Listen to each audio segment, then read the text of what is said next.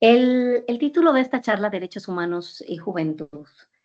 La verdad es que no me gustaría detenerme demasiado en la parte conceptual.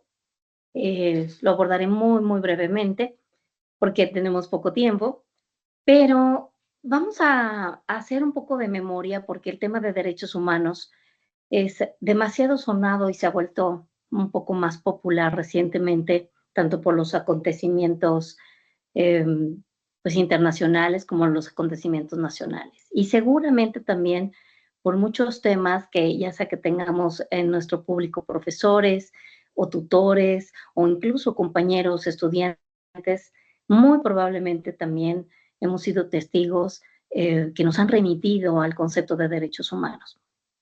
Bien, como base conceptual, hablamos de derechos humanos para referirnos a normas jurídicas que forman parte del derecho positivo y que usamos esta expresión para referirnos a esas facultades, a esas potencialidades inherentes a las personas, a los seres humanos, por el simple hecho de ser seres humanos.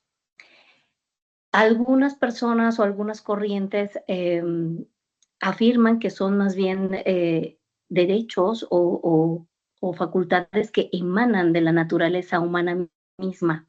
Y para eso están los postulados filosóficos, muy recomendables. Y otros determinan que son facultades que son reconocidas en un ordenamiento jurídico en un tiempo de la historia. Personalmente yo me adhiero a este concepto que es el que manejan muchas corrientes mayoritarias, que dice que los derechos humanos son instituciones jurídicas que en cada momento histórico de las sociedades humanas se reconocen a las personas y que deben concretar siempre las exigencias de dignidad, libertad e igualdad humanas. Quiero hacer énfasis en esta frase de cada momento histórico. Y estas deben ser reconocidas positivamente por los ordenamientos jurídicos a nivel nacional e internacional. Algunas de las características de estos derechos, pues es que son universales, es decir, todas las personas los tienen sin distinción alguna. Son inalienables, es decir, que no pueden ser eliminados, transferidos ni renunciados. No es como que alguien diga, ¿quieres ser mi esclavo? Y alguien diga, sí, acepto. No, no se puede. ¿No? Son indivisibles. Significa que todos los derechos son igualmente importantes y no se pueden separar unos de otros. Un término que se usa mucho, que puede ser visto como otra característica, es la interdependencia, por ejemplo. Cuando hablamos del derecho a una vida digna, pues también hablamos que para tener una vida digna, pues es importante tener educación, es importante tener el derecho al trabajo, es importante el derecho a la salud, es importante el derecho al progreso, ¿de acuerdo? A los beneficios del progreso económico, en ese caso. Son progresivos y va relacionado con este término que les comento de los momentos históricos en que son reconocidos los derechos, es decir, están llamados a avanzar en pro de la dignidad y el bienestar y no a retroceder. Significa que si un derecho ya ha sido reconocido, no podemos como sociedad, no podemos como nación, no podemos como comunidad global renunciar o retroceder en el reconocimiento de esos derechos. Pero, ¿por qué ha sido importante? ¿Por qué consideramos tan importante hoy en día que las naciones hablen de los derechos humanos? ¿Por qué es importante, por ejemplo, que las universidades como la nuestra haga este tipo de charlas y que además esté muy interesado en que llegue a los jóvenes? Déjenme comentarles que los derechos humanos tienen un origen histórico muy puntual y por eso es que les muestro estas dos imágenes.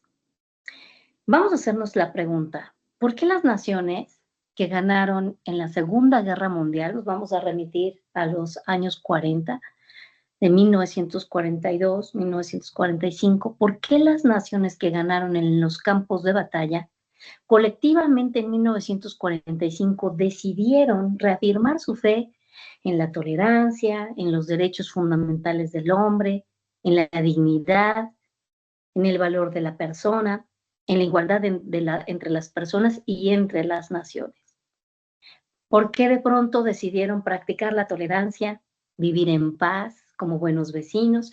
Esto significaba renunciar a los usos de la fuerza o de la violencia como método, como medio para resolver conflictos. Significaba también establecer canales de comunicación y de seguridad internacionales para mantener la paz. Hablaba también de promover el progreso y que este progreso se promoviera en un campo mucho más amplio de libertad. ¿Por qué? ¿Por qué tan solemnes declaraciones, tan bien intencionados discursos se expresaron a nombre de los pueblos, precisamente después de las explosiones en Hiroshima y Nagasaki? Vamos a hacer un retroceso, así como hacen un poco en la primaria, cierren los ojos. Bueno, antes de que los cierren, quiero que fijen primero su atención en la imagen de su lado izquierdo. Es una imagen de los archivos del Holocausto, de las muchas, de las miles de fotografías que se han podido recuperar del Centro Nacional de Memoria Histórica y de muchos otros documentos y organizaciones que estudian las guerras y particularmente el fenómeno del Holocausto. Quiero que fijen su atención en los rostros, en las posturas, y los voy a remitir ahora sí, como si estuviéramos, cerremos un poco los ojos o vayámonos en la imaginación a este periodo, este fenómeno que tuvo lugar durante la Segunda Guerra Mundial y que todos conocemos por el Holocausto. El Holocausto consistió en el exterminio sistemático de 6 millones de judíos europeos, junto con la persecución y asesinato de miles y millones de personas más que eran consideradas indeseables para el régimen nazi. Judíos, no solo fueron judíos los que fueron a los hornos crematorios, a las cámaras de gas, sino que también hombres, mujeres, niños, negros, personas homosexuales, personas con discapacidad o como entonces se les denominaban deficientes mentales, gitanos.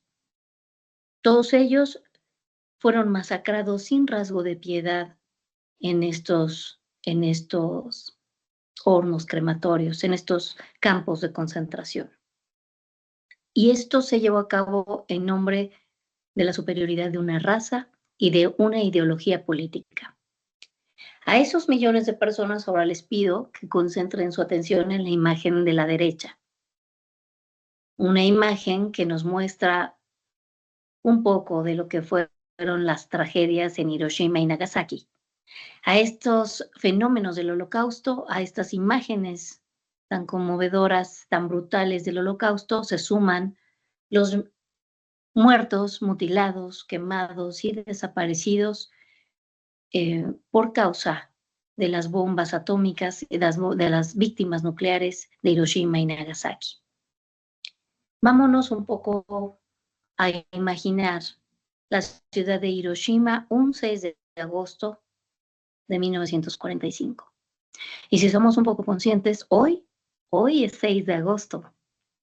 Hoy exactamente hace 80 años, excepto que unas horas más temprano, exactamente a las 8:14 de la mañana, Hiroshima tenía un soleado día, una cálida y muy agradable mañana a las 8:14, pero a las 8:15 aquello ya era un infierno.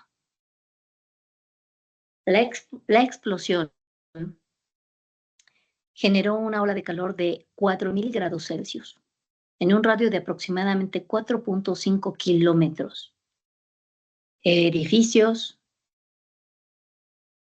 2 tercios de los edificios se derrumbaron, contando aproximadamente 60.000 edificios. Y las olas de calor, el intenso calor que se produjo, hizo que durante 3 días más varios incendios consumieran todavía 7 kilómetros más alrededor de la zona cero. Pero Japón no se rindió. Y 3 días después, el 9 de agosto de 1945, Estados Unidos lanza una nueva bomba, ahora en el terreno montañoso de Nagasaki. Déjenme contarles que Nagasaki no estaba en la lista de objetivos de Estados Unidos.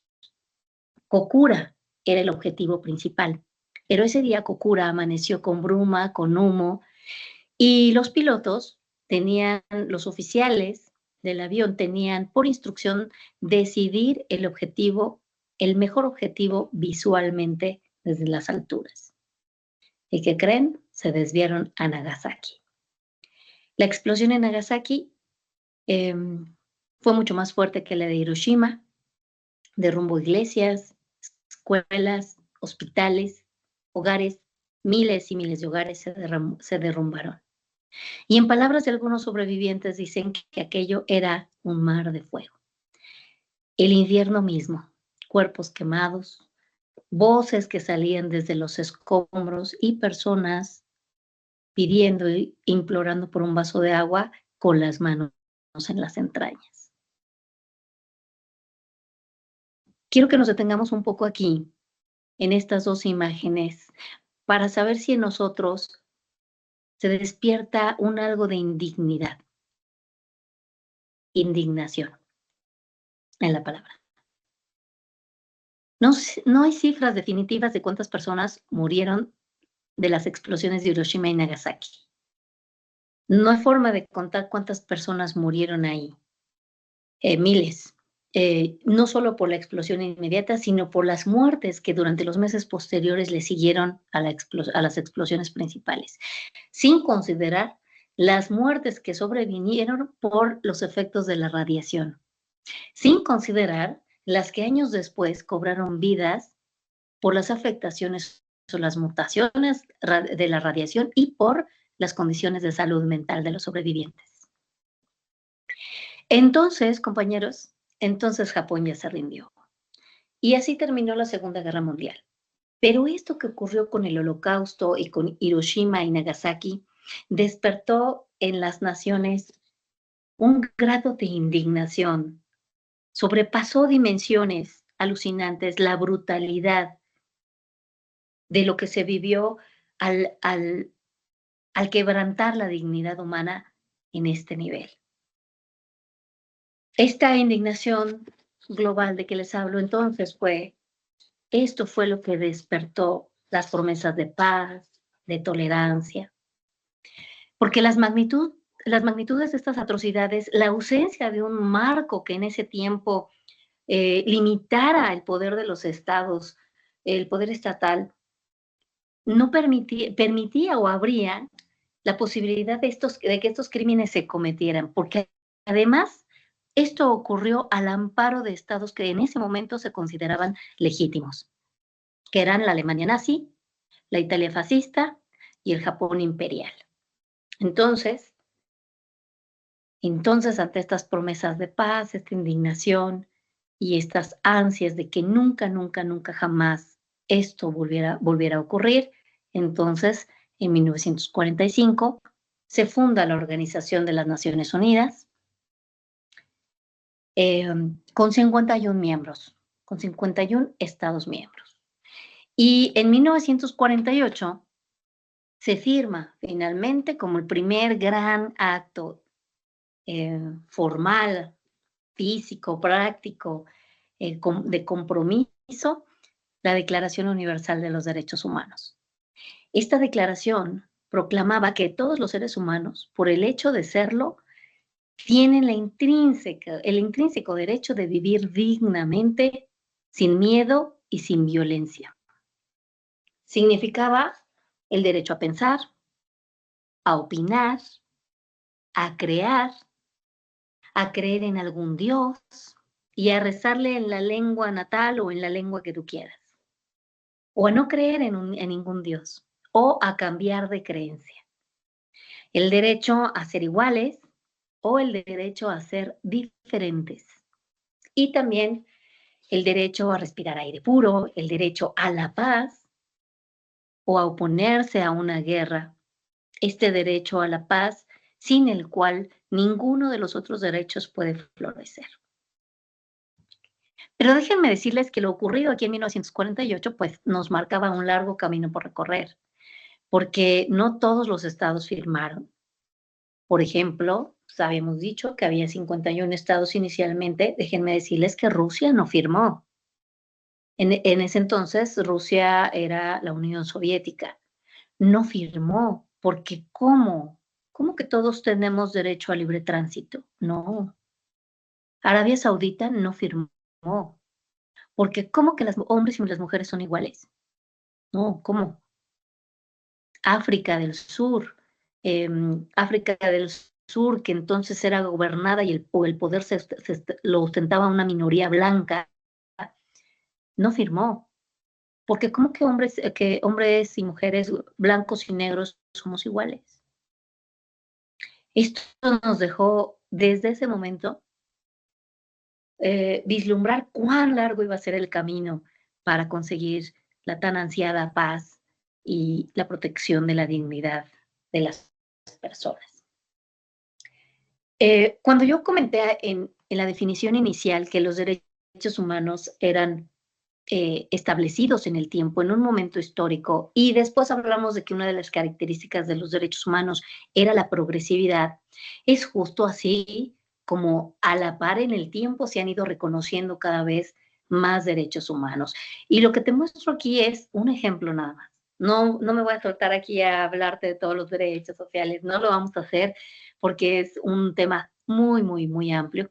Pero para darte un ejemplo, te voy a contar que en 1996, poco más de 50 años desde que se creó la ONU, encontramos a una comunidad global en medio de una reconstrucción. Empezaron a trabajarse mucho en el progreso social, empezó a haber un intercambio de comunicación que hasta entonces no había sido tan vigilado, tan formal, y esta dinámica comercial, toda esta dinámica nos habló y hubo una conferencia mundial donde se reconocieron los que entonces se empezaron a divulgar como los derechos de la primera generación, que eran los derechos sociales, el derecho al trabajo, el derecho a la salud, a la seguridad social, porque era lo que en ese momento la sociedad estaba reclamando. Te mencioné derechos de primera generación, pero esto sabrás que mucho tiempo se enseñó que había derechos de primera, de segunda, de tercera, de no sé cuántas generaciones, porque era una forma en que se adoptó para tratar de enseñar a las personas eh, la distinción de los derechos. Sin embargo, enseñarlas de esta manera las hacía ver como que había derechos más importantes que otros. Y esto, déjame contarte, ya no es así. Ya no se enseña así como si fueran derechos de primera, segunda, tercera. Esto ya no, ahora se está buscando que la enseñanza de los derechos humanos lo sea como un concepto unificado, donde todos los derechos que tú veas, la salud, la educación, la vivienda, el ambiente, a respirar el aire puro, todos los derechos son exactamente del mismo valor unos con otros, que es lo que te hablaba de la interdependencia, ¿no? Por ejemplo. Entonces, así también tenemos el ejemplo de los derechos económicos. Después se buscó que no solamente tuviéramos el derecho al trabajo, sino que ahora el trabajo tendría que ser digno. Y de ahí se liberan muchos temas como el salario justo, las condiciones laborales, los sindicatos, la participación al desarrollo, la propiedad. A la par, todos estos derechos se han desarrollado y hoy, por ejemplo, tienes los derechos políticos y civiles, tenemos derechos ambientales, tenemos derechos culturales, tenemos derechos digitales, porque están respondiendo a la necesidad de la comunidad global, a la necesidad del desarrollo, de protección de la dignidad humana que se desarrolla en todos estos campos. Entonces, no nos vamos a quedar más en el origen de los derechos humanos y su reconocimiento. Vamos a ver qué está pasando hoy en 2025. Amnistía Internacional, en su último informe, ha señalado que mantiene una observación muy fija sobre 160 países del mundo de quienes se tiene evidencia que han sido violatorios de derechos humanos. Pero tiene muy puesto el ojo en estos países. En Gaza, ¿qué ocurre en Gaza? No por duradero el conflicto, debemos de olvidar la situación de los derechos humanos de miles de palestinos muertos y desplazados. En Irak, el pueblo civil ha sido masacrado por dos corrientes religiosas violentas y en medio los civiles también. En Nigeria, el grupo islámico Boko Haram ha aterrorizado por décadas el país y las atrocidades, una tras otra, no han podido ser desactivadas. Una de las últimas o de las más sonadas y más populares fue el secuestro de 276 niñas de una escuela en Nigeria. En Siria, 200,000 personas han sido muertas en los conflictos de Siria en los últimos 4 años. 4 millones de ellos se han convertido en refugiados y 8 millones en desplazados. Sudán del Sur. Sudán del Sur es conocido como el país más joven del mundo. Y aunque la frase puede sonar muy romántica y muy bonito, es el más joven del mundo porque la mitad de su población tiene menos de 18 años. Y esto ocurre así porque en los últimos años, las últimas décadas también, el 80% de la población adulta ha sido también masacrada en conflictos internos. Y bueno, no nos vamos muy lejos. México, desapariciones, violaciones de derechos humanos por homicidios, en temas de transparencia, y bueno, aquí lo tengo. Para julio de 2025, el panorama de México en materia de derechos humanos y Estado de Derecho, aunque presenta avances legislativos, la verdad es que en la práctica hay rezagos muy importantes. Estos que menciono aquí no son los únicos, pero son solo una mención de lo que seguramente hemos podido ver en nuestro día a día, en las noticias. Y muy probablemente si estamos involucrados en la investigación o si hemos tenido algún acercamiento con una ONG o en la parte comunitaria. Bueno, el derecho a la vida y la seguridad para nadie es un secreto. Discúlpenme.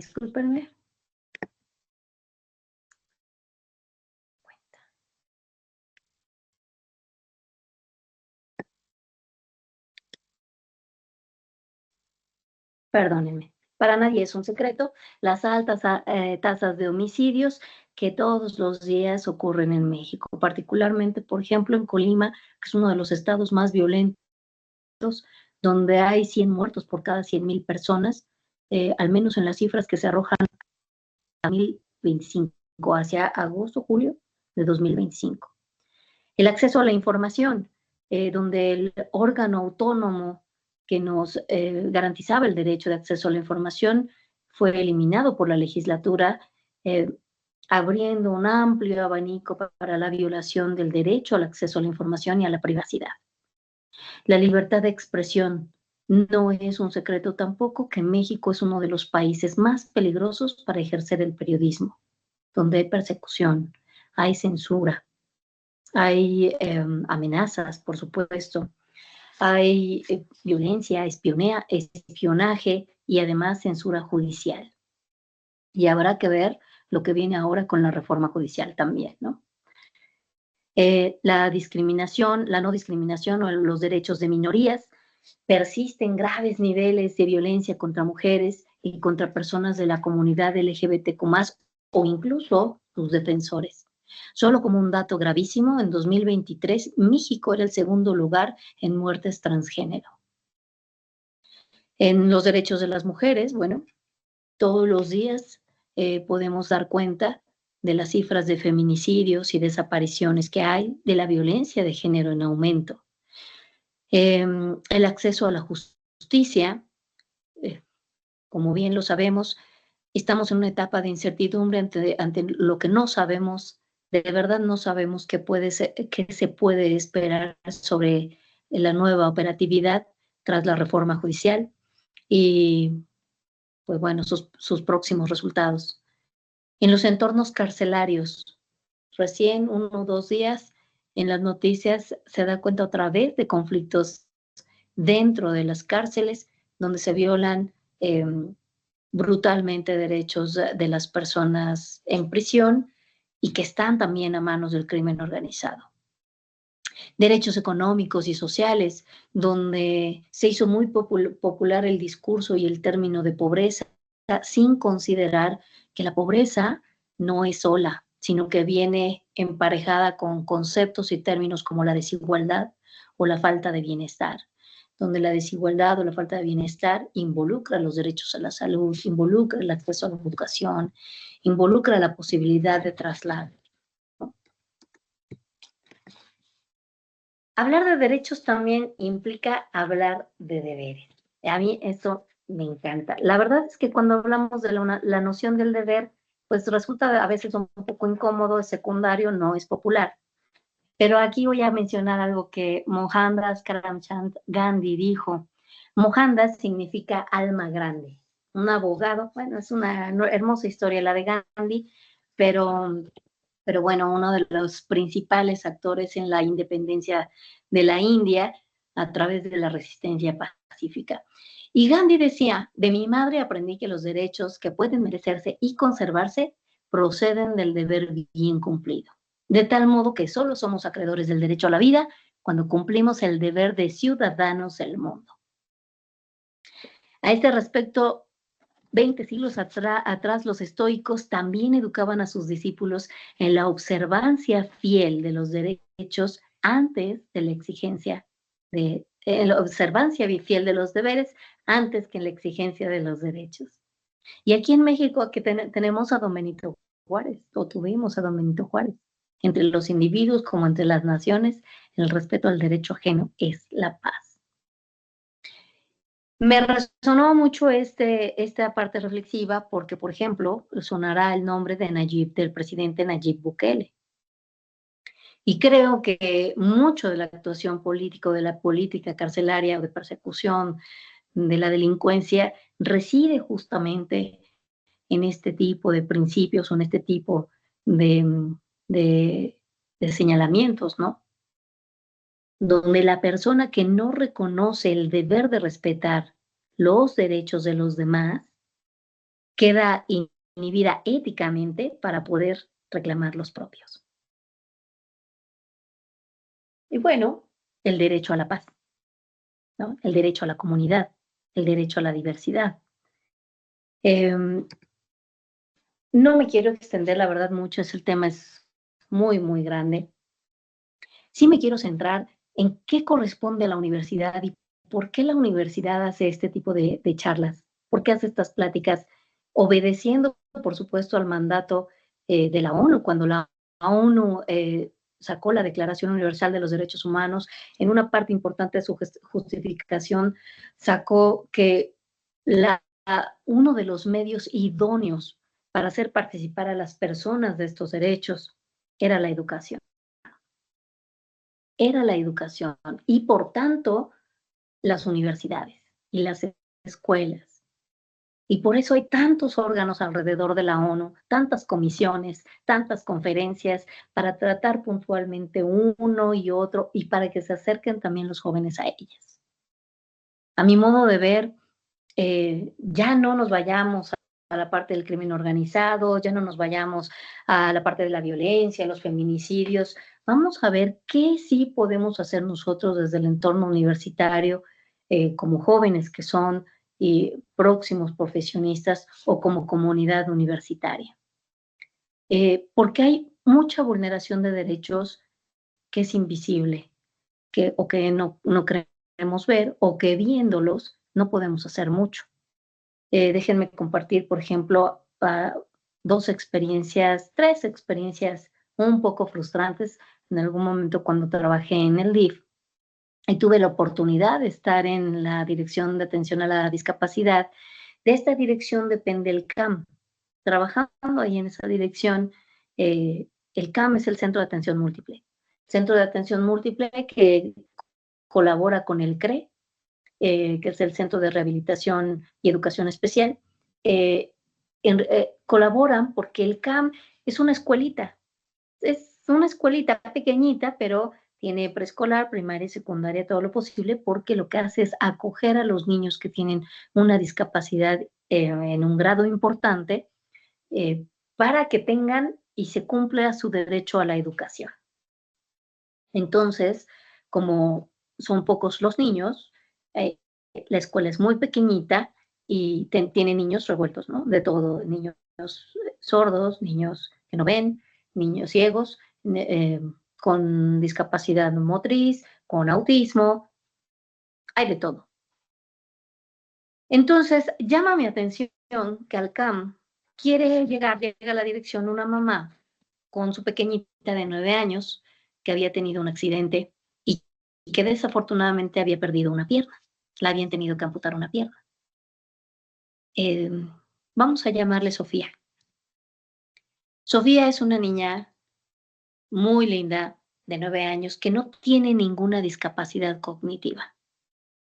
Todo le funciona, es muy avispada, es muy inteligente, pero están buscándole un lugar en el CAM donde hay niños con discapacidad cognitiva y donde luego entonces los profesores, las maestras tienen que adaptarse a los niveles de aprendizaje de los chicos, lo que iba a suponer para Sofía una regresión o un entorpecimiento en su desarrollo estudiantil. Sin embargo, su mamá estaba resuelta a que estudiara en el CAM. ¿Saben por qué? Porque Sofía sufría de mucha discriminación en su escuela normal. Ese es el caso 1. El caso 2. En el mismo CAM, todas las maestras ahí que no han tenido ninguna formación profesional o formal en lengua de señas, todas hablan lengua de señas mexicanas, y me mostraron muy orgullosas los recursos con los que a los niños iban acompañando y desarrollando en su día a día. Una de las cosas de las que estaban más orgullosas era precisamente su biblioteca. Una biblioteca pequeñita, pequeñita, que estaba llena de material didáctico y empezamos a revisar y todo el material que estaba ahí, muy bien y todo, pero ningún material estaba diseñado para personas con una condición especial. Y no había material educativo visual para personas sordas. Y no había un material fonológico o auditivo para personas ciegas. Y no había documentos en braille.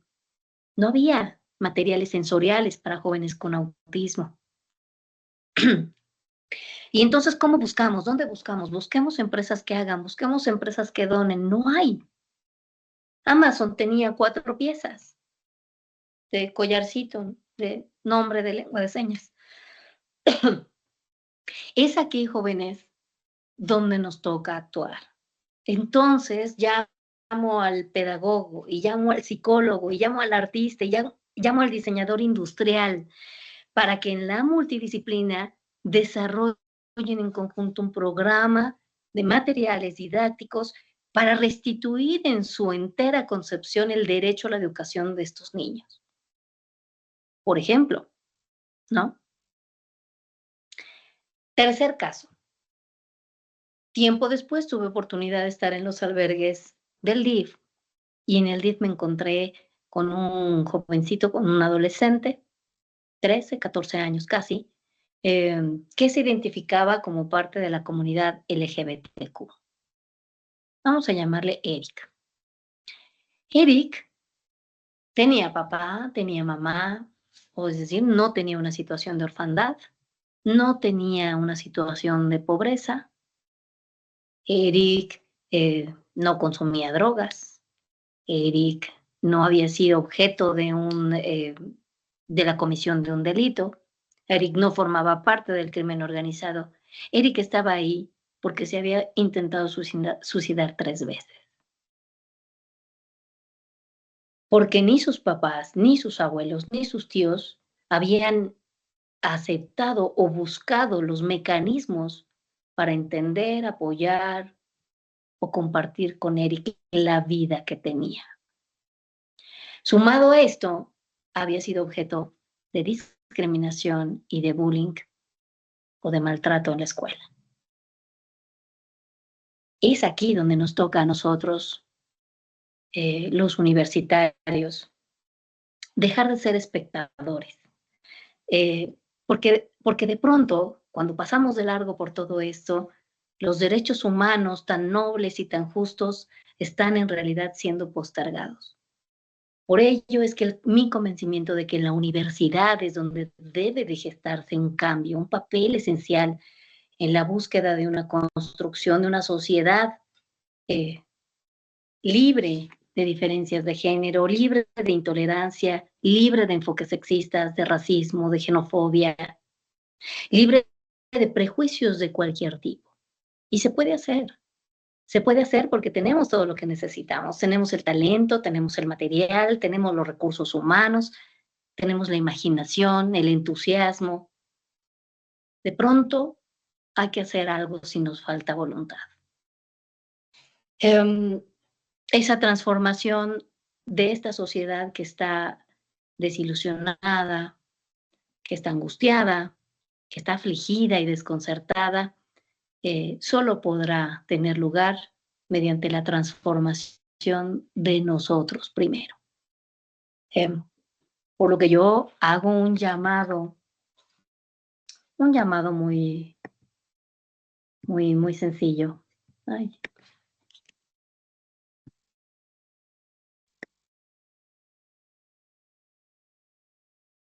Hago un llamado a nuestra comunidad universitaria, a nuestros maestros, a nuestros jóvenes, a que se reúnan y diseñen estrategias, actividades como esta que motiven el debate, que motiven la reflexión y que se comprometan o ayuden a los jóvenes a comprometerse. Si hay aquí estudiantes, que se comprometan con el desarrollo de un espíritu crítico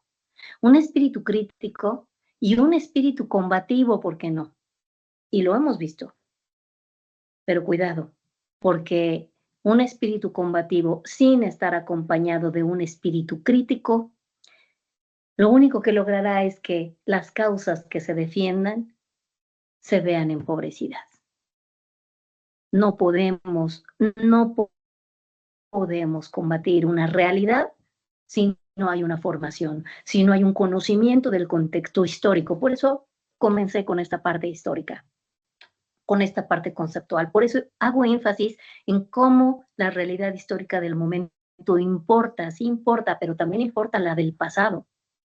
Si yo no conozco el contexto, entiendo ese contexto por la suma de todas las circunstancias que rodean el fenómeno, entonces no puedo hablar de un espíritu crítico. No puedo hablar de un espíritu. Y un espíritu crítico, a su vez, tiene que estar acompañado de una capacidad argumentativa, de un poder decir, de un poder fundamentar, de un poder explicar con claridad por qué se defiende lo que se defiende, cuando se defiende, en torno a qué.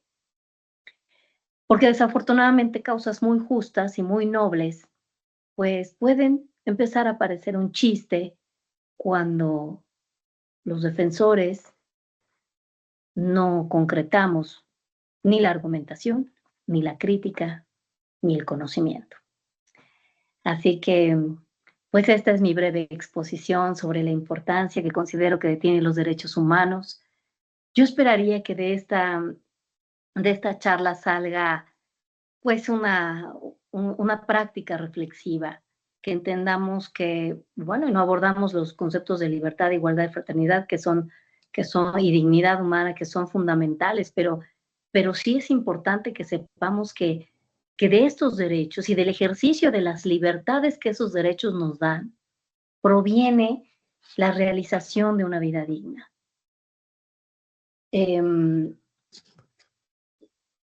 Stuart Mill, en su libro On Liberty, en su manifiesto On Liberty sobre las libertades, lo habla. Filósofos contemporáneos, Zygmunt Bauman habla mucho de esto también, que es un filósofo de cabecera. Necesitamos más que nunca las libertades y poderlas ejercer en el conocimiento de lo que significan esos derechos. La vida de los seres humanos, para que sea plena, tiene que ser en ese ejercicio. No nos va a permitir establecer metas, lograrlas, determinar con quién compartirlas, cuándo compartirlas, cambiarlas, desarrollarnos al máximo de nuestro potencial, solo podrá ser posible en el reconocimiento de nuestros derechos y de nuestras libertades. Y esto nos va a permitir alejarnos de lo que Zygmunt Bauman dijo que eran las vidas miserables. Entonces, para evitar que se nos pase la vida sin un objetivo, sin una meta clara, sin poder accionar, sin llevar a cabo un proyecto de vida, es indispensable, así seas arquitecto, ingeniero, enfermero, artista, abogado, comunicólogo, mercadólogo, lo que sea, es imprescindible que te sumes a esta práctica reflexiva y crítica del cumplimiento, protección, divulgación de nuestros derechos. Esta sería mi participación el día de hoy.